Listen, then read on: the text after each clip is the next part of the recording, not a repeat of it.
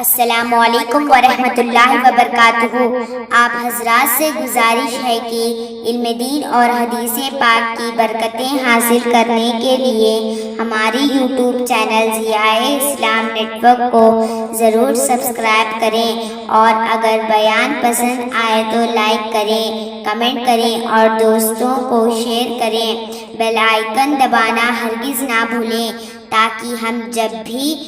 نیا بیان اپلوڈ کریں تو سب سے پہلے نوٹیفیکیشن آپ تک پہنچے۔ شکریہ۔ وعلیکم ورحمۃ اللہ وبرکاتہ۔ نحمدہ ونصلی علی رسولہ الکریم، اما بعد فاعوذ باللہ من الشیطان الرجیم، بسم اللہ الرحمن الرحیم۔ رب زدنی علما۔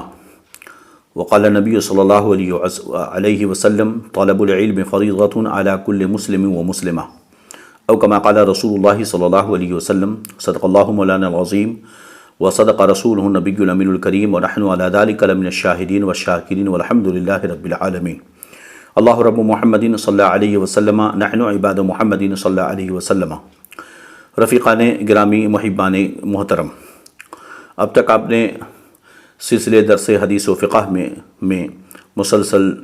8 درس آپ نے سماعت کر لیا۔ فقیر قادری سلسلے درس حدیث و فقہ میں کے سلسلے میں سلسلہ نمبر 9 لے کر کے حاضر ہے۔ پچھلے اسباق کی لنک آپ کو ڈسکرپشن باکس میں دے دی گئی ہیں، آپ وہاں سے سماعت کر سکتے ہیں، جو ہم نے ضیاء اسلام نیٹ ورک پر اپلوڈ کی ہیں۔ گزشتہ سبق میں ہم نے حدیث جبریل کے اس ٹکڑے کو کہ حضرت جبریل امین نے جب پوچھا کہ اسلام اور ایمان کے بارے میں بتائیں، تو نبی کریم صلی اللہ علیہ وسلم نے اسلام کی وضاحت فرمائی، ان تشہد ان لا الہ الا اللہ الی آخر الحدیث وان تؤمن باللہ ورسولہ۔ اس کے تعلق سے حضرت شیخ عبدالحق محدث دہلوی رضی اللہ تعالی عنہ کی تشریحات آپ کے سامنے پیش کی ہیں، اور اس سے پہلے سبق نمبر 7 میں ہم نے ایمان کی تعریف اور اس میں اقوال فقہا کو بھی پیش کیا تھا، جس میں یہ کہ اصل ایمان اور ایمان کا نفس ایمان اور ایمان کامل، یہ دونوں پر ایمان کا اطلاق ہوتا ہے، اور اصل ایمان جسے تصدیق قلبی کہتے ہیں،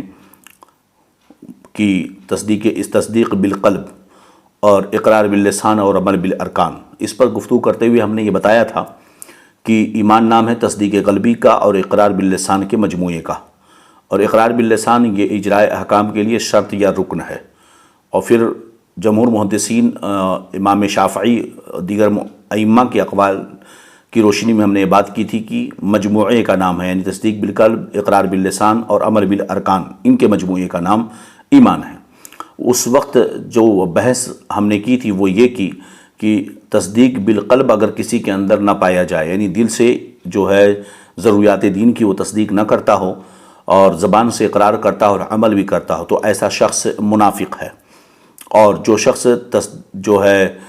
تصدیق قلبی تو ہو، تو یہ دل کا معاملہ ہے جس پر اطلاع ہر کسی کو نہیں ہو سکتی ہے۔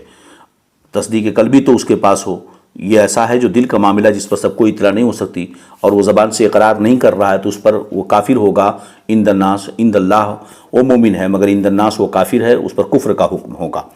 اور ایک شخص ایسا ہے جو تصدیق قلبی بھی کرتا ہے، اقرار باللسان بھی پایا جاتا ہے، اور مگر وہ عمل بالارکان نہیں کرتا، وہ فاسق معلن ہے۔ وہاں پر بحث یہ ہو کہ جس کے اندر اصل ایمان ہوگا وہ ہمیشہ جہنم میں نہیں رہے گا، بلکہ وہ جنت میں داخل ہوگا، جیسا کہ رسول اللہ صلی اللہ علیہ وسلم نے ارشاد فرمایا کہ ما من عبد قال لا الہ الا اللہ وان دخل الجنہ، جس بندے نے لا الہ الا اللہ کہہ لیا وہ جنت میں داخل ہو جائے گا، او کما قال رسول اللہ صلی اللہ علیہ وسلم، من قال لا الہ الا اللہ دخل الجنہ، جس نے لا الہ الا اللہ کہا وہ جنت میں داخل ہو جائے گا۔ اب ہم یہاں پر گفتگو یہ کریں گے کہ جس نے، اللہ کے رسول صلی اللہ علیہ وسلم نے فرمایا کہ جس نے لا الہ الا اللہ کہہ لیا وہ جنت میں داخل ہو جائے گا، تو اس کا مطلب یہ ہے کہ توحید و رسالت کی گواہی اگر کوئی دے دے اور اس کے بعد وہ کچھ بھی کرے وہ جنت میں داخل ہو جائے گا، یہ ایک مطلب سمجھ میں آتا ہے، جبکہ ایسا نہیں ہے۔ اس کی وضاحت و تشریح یہ ہے، دیکھیں کہ لا الہ الا اللہ جس نے کہہ لیا وہ جنت میں داخل ہو جائے گا، اس کا مطلب یہ ہے جو حضرت شیخ عبدالحق محدث دہلوی رضی اللہ تعالیٰ عنہ کی تشریحات ہم نے پیش کی کہ توحید و رسالت کی گواہی دینے کا مطلب یہ ہوتا ہے کہ اس کے جو تقاضے ہیں اسے بھی پورا کرے۔ لہذا اگر کوئی توحید و رسالت کی گواہی دیتا ہے اور اس کی تصدیق کرتا ہے اور گناہ کبیرہ کا مرتکب ہو، تو جب تک وہ گناہ کبیرہ کا مرتکب ہے تو اس پر تو کوئی حکم نہیں لگے، وہ فاسق معلن کہلائے گا، مگر یہ ہے کہ وہ اس پر کفر کا حکم نہ لگے گا۔ لیکن اگر کوئی تصدیق قلبی کرے، اقرار باللسان کرے اور عمل بالارکان بھی کرے، یعنی ان پر شریعت کے احکام پر عمل بھی کرے، مگر اس کے بعد خلاف توحید و رسالت کوئی عمل اس کے زبان سے اس سے صادر ہوا، کوئی قول اس سے صادر ہوا جو کفر کی نشانی ہو، تو وہ کافر ہو جائے گا۔ ایسا نہیں کہ جو کلمہ پڑھ لے، توحید و رسالت کی گواہی دے لے، وہ جو ہے ہر حال میں مومن رہے گا چاہے کچھ بھی کرے۔ یاد رہے کہ مومن گناہ کبیرہ کی وجہ سے کافر نہیں ہوگا، لیکن اگر کفر کے کوئی عمل کیے تو کلمہ پڑھنے کے باوجود بھی وہ کافر ہوگا، جیسا کہ قرآن مقدس میں اللہ رب العزت ارشاد فرماتا ہے، لا تعتذروا قد کفرتم بعد ایمانکم، تم ہیلے بہانے مت بناؤ، ایمان لانے کے بعد بھی کافر ہو گئے۔ وجہ کیا تھی؟ کہ انہوں نے اللہ اس کے رسول کی نشانیوں کا مذاق اڑایا۔ تو اللہ اس کے رسول اللہ پر اور اس کے رسول پر ایمان لانے کا مطلب کیا ہے، ہم نے گزشتہ سبق نمبر 8 میں اس کی وضاحت کر دی ہے، آپ اسے سماعت کر لیں۔ اب رہے کہ واضح ہو کہ توحید و رسالت کی گواہی کے باوجود اگر آدمی سے کوئی ایسا قول یا فعل پایا گیا جو کفر کی نشانی ہے، تو بحکم شریعت مطہرہ وہ کافر ہو جائے گا۔ چنانچہ اشاعت اللمات شریف جلد اول کتاب الایمان میں حضرت شیخ عبدالحق محدث دہلوی رضی اللہ تعالیٰ عنہ یہ فرماتے ہیں کہ توحید و رسالت کی تصدیق و اقرار کے باوجود اگر کوئی ایسا کام کرے جس کو نبی کریم علیہ الصلوۃ والسلام نے کفر کی نشانی ٹھہرائی اور علامت بتائی، جیسے بت کو سجدہ کرنا، زنار یعنی جنو باندھنا وغیرہ، تو ایسے کاموں کا کرنے والا بھی بحکم شرع کافر ہے، اگرچہ بظاہر وہ توحید و رسالت کی تصدیق و اقرار کرتا ہو۔ لہذا اگر کوئی بظاہر توحید و رسالت کا اقرار کرے اور اس کے باوجود اس سے کوئی کفر کے کام سرزد ہو گئے، تو اس کا یہ اقرار جو ہے فائدہ اسے نہ دے گا۔ لہذا اب یہاں چند مسائل جو ہے ضروری آپ کے سامنے ہم پیش کرتے ہیں کہ اقرار توحید و رسالت، تصدیق توحید و رسالت کے باوجود اگر کفر کا ارتکاب ہوا، ایسے اعمال کیا جو کفر ہیں، تو آدمی کافر ہو جائے گا۔ لہذا شیخ عبدالحق محدث دہلوی رضی اللہ تعالیٰ عنہ فرماتے ہیں کہ اللہ تبارک و تعالیٰ کو حدوث کی چیزوں سے بھی پاک ماننا ضروری ہے۔ لہذا خدا تعالیٰ کے زمان و مکان سے پاک ہے، اس کے لیے زمان و مکان ثابت کرنا کفر ہے، کیونکہ زمان اور مکان، زمانہ اور جگہ، یہ حدوث حادث ہیں۔ اگر یہ چیزیں ثابت کی جائیں کہ اللہ فلاں مکان میں ہے یا فلاں زمانے میں ہے، تو یہ کفر ہے۔ لہذا اگر کوئی توحید تصدیق کرے، توحید کا ماننے والا ہو، توحید و رسالت کا اقرار کرتا ہو، تصدیق کرتا ہو، مگر اللہ کے لیے زمان و مکان ثابت کرے، تو وہ کافر ہے، جیسا کہ وہابیہ دیاونہ اور مجسمہ وغیرہ، جیسا کہ غیر مقلدین۔ اسی طرح خدا تعالیٰ کو اللہ پاک یا اللہ تعالیٰ کہنا چاہیے۔ اللہ میاں کہنا ممنوع و ناجائز ہے، کیونکہ اللہ عز و جل کی شان میں کوئی ایسا لفظ بولنا جو کسی بھی طرح سے توہین کی طرف یا اس میں ادنا شائبہ توہین ہو، یہ بھی کہنا جائز نہیں ہے، بعض صورتوں میں کفر ہوگا۔ تو میاں ایک تو کبھی بڑے کے معنی میں آتا، میاں کا لفظ بڑے کے معنی میں آتا ہے، اسی طرح میاں ایک قوم کو کہتے ہیں، اس لیے اللہ کے لیے اللہ میاں کہنا ممنوع و ناجائز ہے۔ اسی طرح اگر کسی نے خدا تعالیٰ کے بارے میں بڑھو وغیرہ کہہ دیا یا دیوا وغیرہ کہہ دیا، اس طرح کا لفظ استعمال کیا، دیو کہہ دیا، تو وہ کافر ہو جائے گا۔ اسی طرح کوئی شخص بیمار نہیں ہوتا یا بہت بڈھا ہے، مرتا نہیں، اس کے لیے یہ نہ کہا جائے کہ اللہ اسے بھول گیا، جیسا کہ بہت سارے لوگ کہہ دیتے ہیں، یہ بھول گیا کا لفظ استعمال کرنا یہ بھی کفر ہے۔ جو بطور تمسخر اور ٹھٹھے کے کفر کرے گا وہ بھی کافر و مرتد ہو جائے گا۔ جان بوجھ کر علم میں کفر بکے تب بھی کافر ہے، کفریہ اعمال کرے تب بھی کافر ہے، بطور مذاق ٹھٹھے کے کفر بکے تو بھی کافر ہے، اگرچہ وہ کہتا ہو کہ میں ایسا عقیدہ نہیں رکھتا، جیسا کہ در مختار باب المرتد میں ہے، من حضل بلفظ کفر ارتد وان لم یعتقدہ للاستخفاف، کہ جس نے مذاق میں لفظ کفر بکا وہ مرتد ہو گیا، اگرچہ اس کا توہین کا ارادہ نہ ہو۔ در مختار کتاب الجہاد باب المرتد جلد نمبر 6 صفحہ نمبر 343۔ اسی طرح شامی جلد سوم صفحہ 292 پر بحر الرائق سے یہ ہے والحاصل ان من تکلم بکلمۃ الکفر حاضلا اور لاعبا کفر عند الکل ولا اعتبار باعتقادہ کما صرح به فی الخانیہ۔ شامی میں بحر الرائق کے حوالے سے ہے کہ حاصل کلام یہ ہے کہ جس نے کلمہ کفر کا قول کیا بطور مذاق یا لہو لعب کے طور پر، یہ سارے فقہا کے نزدیک کافر ہو جائے گا، اس کے اعتقاد کا اعتبار نہیں ہے، جیسا کہ خانیہ میں اس کی تصریح ہے۔ اسی طرح یہ رسول پر ایمان لانے کا مطلب کہ کسی نبی کی شان میں گستاخی و بے ادبی نہ کرے۔ کسی نبی کی شان میں گستاخی و بے ادبی کرنا یا ان کے لیے کوئی عیب ثابت کرنا کفر ہے۔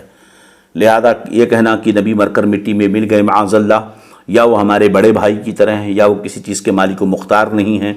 یا وہ ہمیں کچھ نہیں دے سکتے، اس طرح کی باتیں،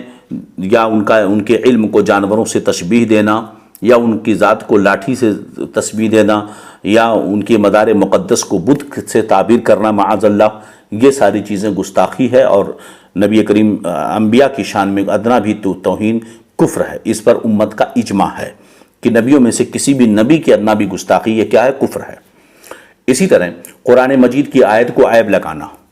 یا اس کی توہین کرنا یا اس کے ساتھ تمسخر کرنا یہ بھی کفر ہے۔ مثلا اکثر داڑھی منڈے کہتے ہیں کلا سوف تعلمون، جس کا یہ مطلب بیان کرتے ہیں کہ کلن صاف کرو، یہ قرآن مجید کی کھلی ہوئی تحریف ہے اور اس کے ساتھ مذاق و دل لگی بھی ہے، لہذا یہ دونوں باتیں کفر ہیں۔ چنانچہ فقیہ ملت مفتی جلال الدین امجدی رضی اللہ تعالیٰ عنہ اس کو تحریر فرماتے ہیں۔ بہار شریعت میں صدر الشریعہ رضی اللہ تعالیٰ عنہ نے جلد نہم میں ان سب کی وضاحت فرمائی ہے۔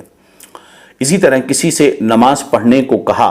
اس نے جواب دیا کہ تم نے نماز پڑھی کیا فائدہ ہوا، یا یہ کہا بہت پڑھ لی اب دل گھبرا گیا، یا کہا پڑھنا نہ پڑھنا دونوں برابر ہے، غرض اس قسم کی بات کرنا کہ جس سے فرضیت کا انکار سمجھا جاتا ہو یا نماز کی تحقیر ہوتی ہو، یہ سب کفر ہے۔ صدر الشریعہ رضی اللہ تعالیٰ عنہ نے بہار شریعت میں اس کی وضاحت فرمائی ہے۔ اسی طرح کسی سے روزہ رکھنے کو کہا اور اس نے جواب دیا کہ روزہ وہ رکھے جسے کھانا نہ ملے، یا یہ کہے کہ جسے خدا نے کھانے کو دیا ہے اسے بھوکے کیوں مریں، یا اس قسم کی اور باتیں جس سے روزے کی حد کو تحقیر ہوتی ہے، حد کو تحقیر ہوتی ہے، یہ بھی سب کیا ہے؟ کفر ہے، کیونکہ یہ سب ضروریات دین میں سے ہیں اور ان کی توہین بہرحال کفر ہے۔ اسی طرح ماہ رمضان میں اعلانیہ دن میں کھانے پینے سے منع کرنے پر یہ لفظ بولنا کہ جب اللہ کا ڈر نہیں تو لوگوں کا کیا ڈر، جیسا کہ عام لوگ ایسا بولتے ہیں، یہ بھی جملہ کفر ہے، ایسا کہنے والا کافر ہو جائے گا۔ اسی طرح علم دین اور علماء کی توہین بے سبب یعنی محض اس وجہ سے کہ وہ عالم دین ہے، کفر ہے۔ اور اسی طرح ہولی اور دیوالی پوجنا یہ بھی کفر ہے کہ یہ عبادات غیر اللہ کی عبادات میں سے ہے۔ کفار کے میلوں تیوہاروں میں شریک ہو کر ان کے میلے اور مذہبی جلوس کی شان و شوکت بڑھانا بھی کفر ہے، جیسے رام لیلا، جنم اشٹمی اور رام نومی وغیرہ کے میلوں میں شریک ہونا، یوں ہی ان کے تیوہاروں کے دن محض اس وجہ سے چیزیں خریدنا کہ کفار کے تیوہار ہیں، یہ بھی کفر ہے۔ جیسے دیوالی میں کھلونے اور مٹھائیاں خریدی جاتی ہیں کہ آج خریدنا دیوالی منانے کے سوا کچھ نہیں ہے، یوں ہی کوئی چیز خرید کر اس روز مشرکین کے پاس ہدیہ کرنا جبکہ مقصود اس دن کی تعظیم ہو تو کفر ہے۔ یاد رہے کہ تعظیم نہیں مقصود ہے یا یوں ہی کاروباری ہے تو بات الگ ہے، لیکن ایسے موقع پر یہ کام کرنا ان کی عظمت و شان کو بڑھانا ہے، تو اگر تعظیم وغیرہ مقصود ہو گئی تو صراحتاً کفر ہے، ورنہ بصرط دوسری صورت میں اس کے اوپر احتیاطاً بھی توبہ تجدید ایمان لازم ہوگا۔ بہار شریعت جلد نہم صفحہ نمبر 171 بحر الرائق کے حوالے سے۔ چنانچہ یہ جزیہ موجود ہے کہ الکفر فی الشرع انکار ما علم بالضرورت مجیء الرسول صلی اللہ علیہ وسلم به انما عد لبس الغیاری وشد الزناری ونحوهما كفرا لانها تدل على التقدیم فإن من صدق رسول اللہ صلی اللہ تعالی علیہ وسلم لا یشتری علیہ ظاہرا، یعنی جن باتوں کا پیش کرنا رسول اللہ صلی اللہ علیہ وسلم سے قطعی اور یقینی طور پر ثابت ہو، ان میں سے کسی ایک بات کا انکار کرنا اصطلاح شرع میں کفر ہے۔ غیار اور زنار، غیار ایک کپڑے کا ٹکڑا ہے جو ذمی کافر اپنے شانے پر لگاتے ہیں، غیار اور زنار یعنی جنیں وغیرہ کے استعمال کو اسی لیے کفر کہا گیا کہ یہ امر حضور صلی اللہ علیہ وسلم کی تکذیب کا نشان ہے، کہ سرکار یہ پہننے کا مطلب چونکہ یہ مذہبی شعار ہے کفار کا، تو اس کو پہننا یہ سرکار کی تکذیب کی نشانی ہے، کیونکہ ظاہر یہ ہے کہ جو رسول اللہ صلی اللہ علیہ وسلم کو مانے گا وہ ایسی چیزوں کے استعمال کی جرات نہیں کرے گا۔ بیضاوی شریف۔ اور اسی طرح